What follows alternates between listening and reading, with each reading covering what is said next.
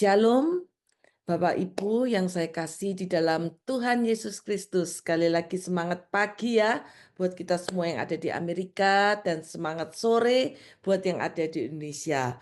Puji nama Tuhan, katakan sekali lagi, Tuhan Yesus Kristus sungguh-sungguh sangat baik dan teramat baik.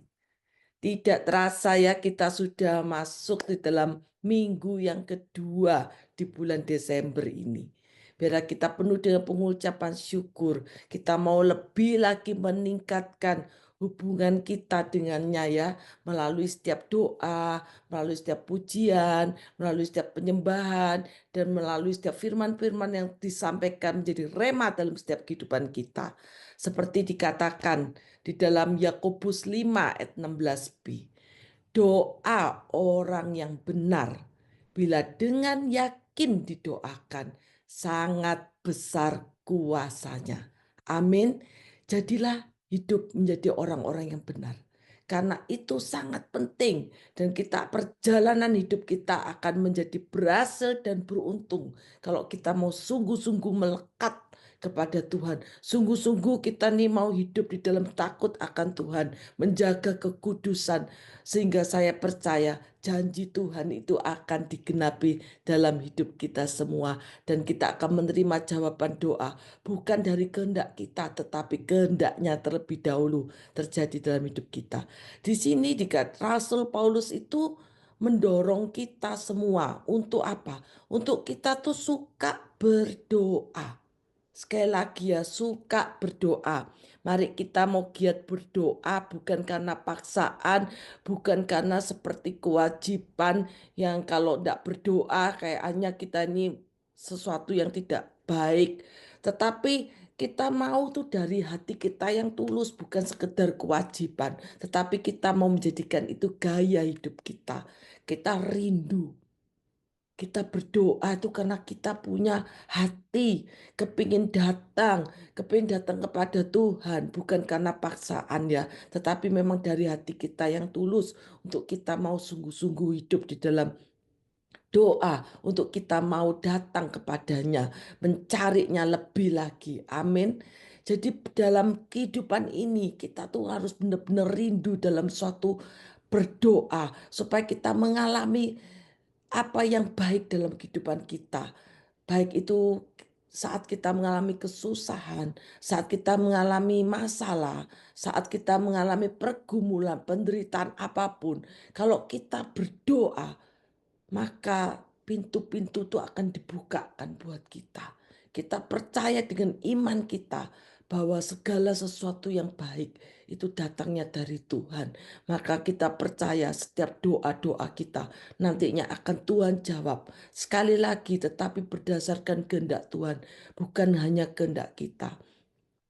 Tidak semua doa itu pasti terjawab sesuai dengan keinginan kita. Tapi biarlah kita ini semua mau belajar ya di dalam kehidupan doa ini. Apa kehendak Tuhan yang terbaik dalam hidup kita.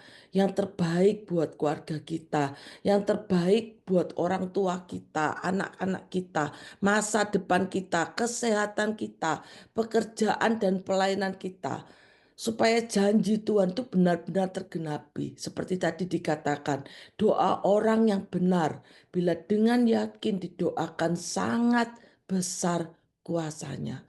Sekali sekali lagi ya, kita seandainya tidak mendapat jawaban doa yang kita inginkan, kita tuh perlu mengkoreksi diri.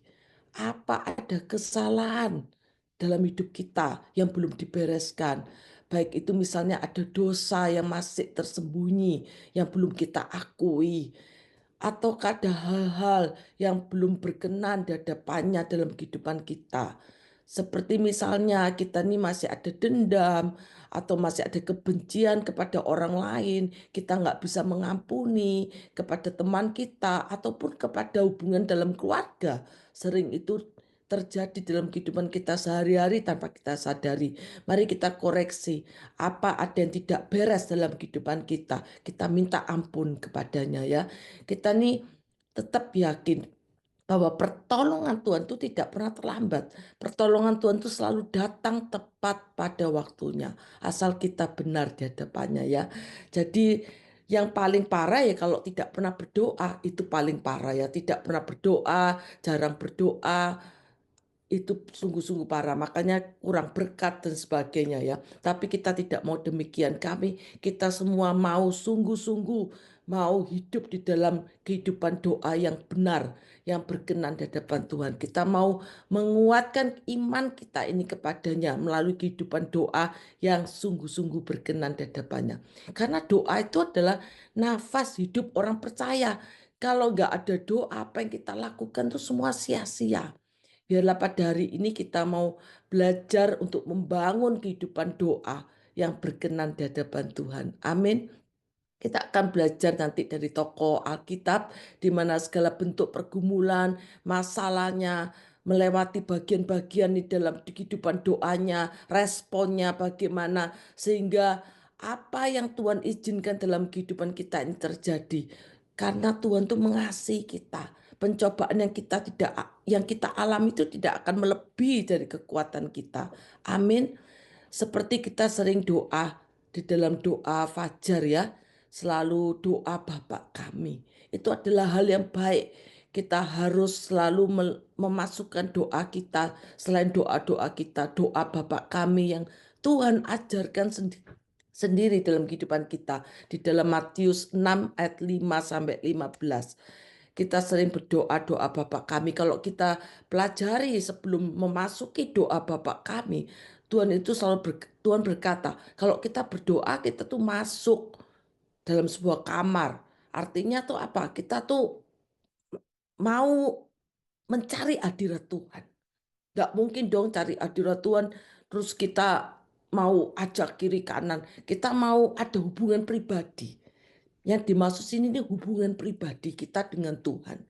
Di tempat yang tersembunyi saat kita berdoa, kita mengeluarkan isi hati kita mengucap syukur, kita sungguh-sungguh terlibat di dalam doa kita. Tuhan hadir dalam kehidupan kita, itu yang Tuhan mau. Karena Tuhan tuh senang, disenangkan dengan hati kita yang tulus, dengan tidak kepura-puraan, tetapi kita dengan hati kita yang tulus. Terus kita kalau berdoa juga nggak perlu bertele-tele ya, karena Tuhan tuh mengerti apa yang ada di hati kita. Di situ juga dikatakan kalau kita berdoa, kita juga harus mengampuni. Karena kalau kita mengampuni, maka kesalahan kita pun akan diampuni. Jadi Tuhan benar-benar mengajarkan di dalam doa Bapa kami ini, supaya kita nggak sekedar meminta, minta, minta, minta. Tetapi kita selalu berkata cukup. Tuhan tahu apa kebutuhan kita. Tuhan tahu apa pergumulan kita, apa permasalahan kita. Tuhan sudah tahu. Tetapi Tuhan mau kita lebih dahulu menyenangkan hatinya ya. Tuhan Yesus itu sangat mengasihi kita semua. Katakan sekali lagi, Tuhan Yesus sungguh-sungguh sangat baik dan teramat baik. Bahkan Tuhan Yesus memberikan perumpamaan tentang hakim yang tidak benar kalau kita lihat di dalam Lukas 18 ya, ayat 1 sampai 8. Bahkan Tuhan Yesus sendiri berkata, Tuhan Yesus mengatakan suatu perumpamaan kepada kita semua, salah satunya yang membaca firman Tuhan ini tentang hakim yang tidak benar. Dan Tuhan juga mengingatkan bahwa kita semua ini harus berdoa dengan tidak jemu-jemu. Di situ dikatakan ada suatu hakim yang hidupnya tuh tidak takut akan Tuhan, tidak menghormati siapapun. Bahkan pada waktu ada seorang janda yang datang kepada hakim itu, minta dibela perkaranya, haknya terhadap lawannya. Hakim itu awalnya memang menolak, tetapi kemudian dia berkata di dalam hatinya, kelihatannya baik. Aku nih istilahnya dia berkata aku ini tidak mau dibikin susah sama janda ini karena janda ini mungkin istilahnya annoying, datang terus. Akhirnya sudahlah tak loloskan aja. Baiklah aku membenarkan dia supaya hanya untuk membuat namanya baik. Tetapi Tuhan tuh tahu apa yang ada di hati setiap kita. Sehingga hakim ini Walaupun sudah membenarkan perkara janda itu, tetapi karena Tuhan mengetahui hati daripada hakim ini, dianggap sama Tuhan itu hakim ini hakim yang lalim. Ya, jadi biarlah kita benar-benar menjaga hati kita ini. Supaya apa? Supaya hidup kita ini sungguh-sungguh benar di hadapannya. Karena Tuhan benar-benar mengerti apa itu isi hati kita. Mari kita mau belajar dalam kehidupan doa. Beberapa tokoh dalam Alkitab untuk kita ambil makna positifnya ya. Salah satunya yang pertama kehidupan doa Hana. Di dalam 1 Samuel 1 ayat 10 sampai 20 ya, dikatakan salah satunya di situ adalah berdoa dengan sedih sambil menangis terseduh-seduh. Itulah Hana. Apakah kita pernah mengalami seperti Hana? Kita berdoa menangis terseduh-seduh menjerit kepada Tuhan. Di mana Hana ini adalah salah satu istri dari Elkana yang menerapkan hidup poligami. Dia punya istri lain yang namanya Penina. Penina ini selalu eh, menyakiti hati Hana. Karena Penina ini, istri dari Elkana ini melahirkan anak-anak buat Elkana. Baik itu anak laki maupun anak perempuan. Sedangkan Hana ini adalah perempuan mandul. Dia tidak memiliki satu orang anak pun. Jadi dia ini disakiti. Sehingga walaupun sampai di situ diceritakan Elkana sudah menghiburnya. Bahkan Elkana berkata, Hana, mengapa kamu menangis? Mengapa engkau tidak mau makan? Mengapa hatimu sedih? Bukankah aku ini lebih berharga daripada 10 anak laki-laki? Tetapi itu tidak menghibur Hana. Hana tetap sedih karena mungkin Penina ini mengejek ya, secara tidak langsung maupun langsung. Sehingga akhirnya dia menjerit kepada Tuhan. Dia adalah perempuan mandul. Tidak mudah untuk seorang perempuan mandul untuk memiliki anak. Apalagi juga jika divonis oleh dokter untuk tidak bisa punya anak. Dia menjerit kepada Tuhan.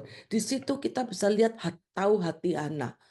Walaupun dia tahu segala kekurangannya, kelemahannya, tapi dia percaya Tuhan itu Tuhan yang berkuasa. Bagi Tuhan tidak ada yang tidak mungkin. Bagi Tuhan itu pasti kalau Tuhan mau, maka Tuhan akan menggenapinya. Maka Tuhan akan menjawab. Tadi doa anak ini berseru, istilahnya berseru dalam hati datang pada Tuhan. Bahkan di dalam doanya bukan sekedar meminta, tetapi dia mau berkorban. Dia bernasar di hadapan Tuhan. Kalau kita lihat di ayat 11, kemudian bernasar ia katanya, Tuhan semesta alam, jika sungguh-sungguh engkau memperhatikan sengsara hambamu ini. Dia merasa hidupnya sangat sengsara dia. Dan mengingat kepadaku dan tidak melupakan hambamu ini. Tetapi memberikan kepadamu hambamu ini seorang anak laki-laki. Dia berjanji kepada Tuhan di sini. Maka aku akan memberikan dia kepada Tuhan untuk seumur hidupnya. Dan pisau cukur tidak akan menyentuh kepalanya. Di sini kalau kita perhatikan doa Hana, kalau dia secara logika, kalau andai kata dia mendapatkan seorang anak, akhirnya dia juga memberikan anak itu kepada Tuhan. Yang penting dia tuh sudah senang sekali bisa memiliki seorang anak. Dan bahkan dia mau menyenangkan hati Tuhan. Kalau Tuhan kasih ini Tuhan, pakai anak-anakku ini Tuhan untuk memuliakan namamu, untuk melayanimu. Di situ kita melihat hati Hana. Tuhan itu adalah Tuhan yang mengenal hati. Makanya setelah memang dengan penuh pengorbanan, Hana ini tidak meminta-minta sesuatu yang aneh-aneh. Tuhan mengabulkan doanya. Dibukakanlah rahim Hana. Sehingga Hana mengandung, diberilah nama Samuel. Dan artinya aku telah memintanya dari Tuhan. Di situ sungguh-sungguh Hana ini berseru kepada Tuhan. Biar kita mau respon kita ini benar di depan Tuhan. Seperti Hana mau berkorban di dalam setiap kehidupan doa. Ada saatnya Kalau doa kita sampai tidak terjawab dan kita betul-betul membutuhkan jawaban daripada doa, berserulah seperti Hana, bernasar. Dan kalau bernasar harus ditepati ya. Dan akhirnya bukan itu saja, kalau kita melihat di ayat selanjutnya, Hana diberikanlah seorang anak laki maupun anak perempuan, diberikan 3 anak laki-laki dan 2 anak perempuan. Puji nama Tuhan ya. Tuhan kita sungguh-sungguh dahsyat. Selanjutnya kita lihat kehidupan doa dari siapa? Kehidupan doa dari Raja Daud. Kalau kita lihat di dalam 1 Tawari 17 ayat 16 sampai 27. Di situ doa syukur Daud. Kita tahu bahwa Raja Daud ini adalah seorang raja yang hidupnya penuh dengan tekanan, penuh dengan masalah, penuh dengan pergumulan di dalam keluarganya, di dalam kerajaannya. Bukan hanya itu saja, musuh-musuhnya. Bahkan yang paling parah adalah jiwanya terancam. Itulah Raja Daud. Kalau kita saat ini mendapatkan suatu masalah apapun, tetapi Raja Daud ini sungguh berat. Karena apa? Karena dia terancam hidupnya. Siapa yang nggak stres?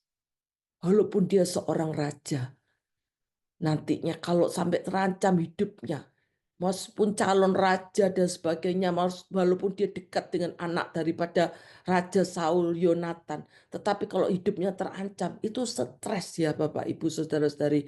Tetapi Daud ini kalau kita lihat di dalam doanya, dia penuh dengan pengucapan syukur. Dia selalu mengucap syukur dan selalu dia berkata, siapakah aku ini ya Tuhan Allah? Dan siapakah keluargaku sehingga engkau membawa aku sampai sedemikian rupa.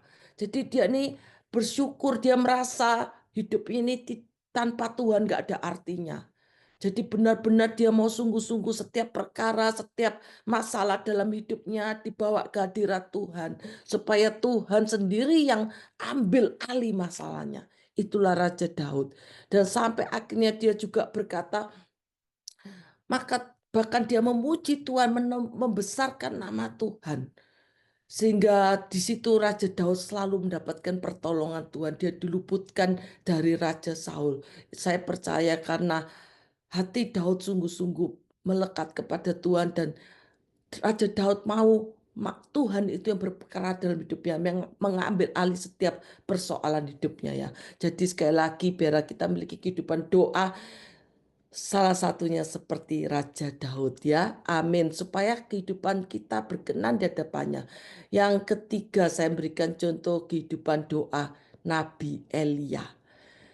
Elia ini adalah manusia biasa, sama seperti kita. Tetapi kalau dia berdoa, dia sungguh-sungguh dan imannya sangat-sangat luar biasa. Bahkan dia pernah berdoa minta hujan jangan turun. Hujan itu tidak turun di bumi selama 3 tahun dan 6 bulan. Dan itulah doa Elia. Kalau kita melihat rasanya nggak mungkin. Tetapi Tuhan menjawab. Kenapa Tuhan menjawab doa Elia? Elia ini adalah orang yang sungguh-sungguh hidup dalam takut akan Tuhan. Hidupnya sungguh-sungguh benar. Contohnya Elia di Gunung Karmel.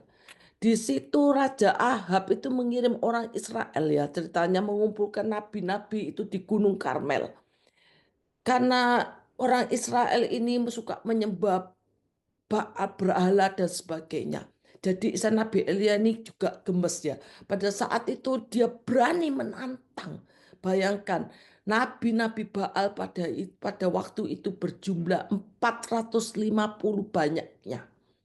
Sedangkan Nabi Elia ini nggak ada temennya. Dia sendirian. Tetapi dia berani kumpul, dia mau memberikan korban. Korban diberikan korban lembu. Ayo kita korban ini untuk kita supaya tahu Allah mana yang benar. Allahku atau Allahmu. Bahkan biarlah Allah yang akan menjawab korban kita ini dengan api. Kalau Tuhan menjawab dengan api, dialah Allah.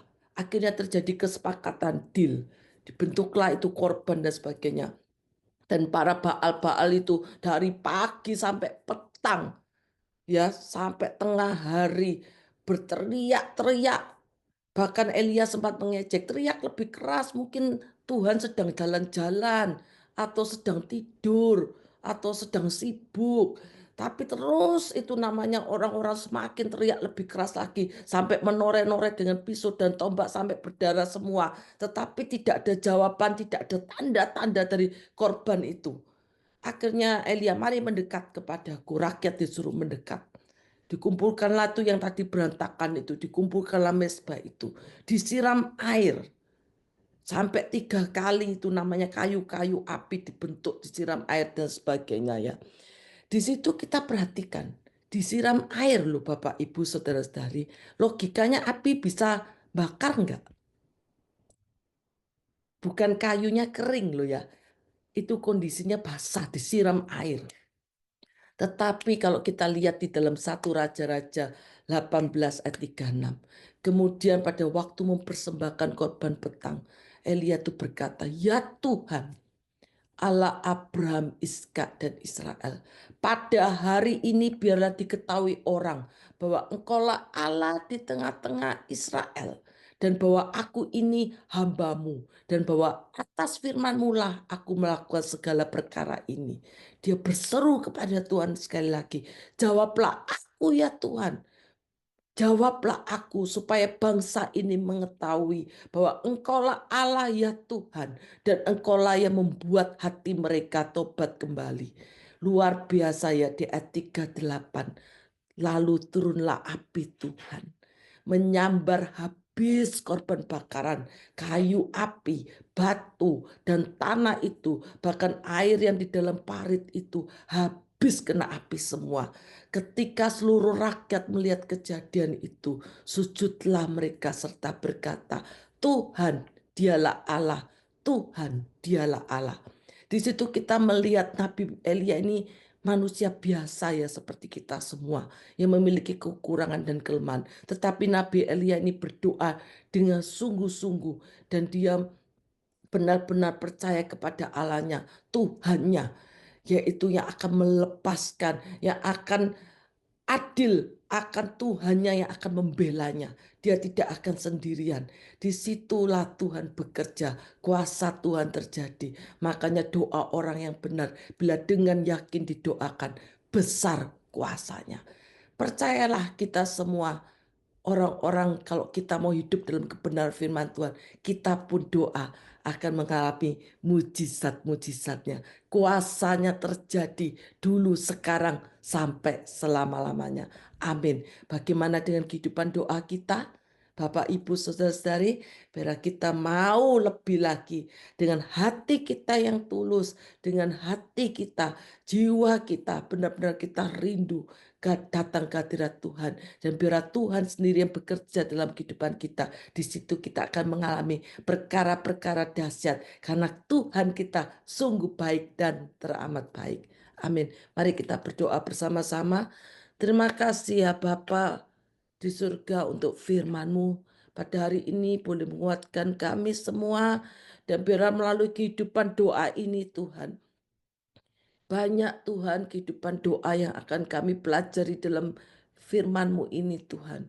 Baik itu kehidupan doa Bapak Abraham, kehidupan doa dari Esther, kehidupan doa dari Nuh, kehidupan doa Tuhan dari setiap kami ini Tuhan. Biar kami mau memiliki kehidupan doa yang berkenan di hadapan-Mu. Seperti Engkau sudah sampaikan firman-Mu Tuhan, melalui kehidupan doa Hana, maupun kehidupan doa daripada Raja Daud, maupun kehidupan doa daripada Nabi Elia. Kami percaya di dalam nama Tuhan Yesus, kami mau sungguh-sungguh memiliki kehidupan doa yang berkenan di hadapan-Mu. Dan oleh sebab itu kami mau memperbaiki kehidupan kami, untuk kami menjadi orang-orang yang berkenan di hadapan-Mu.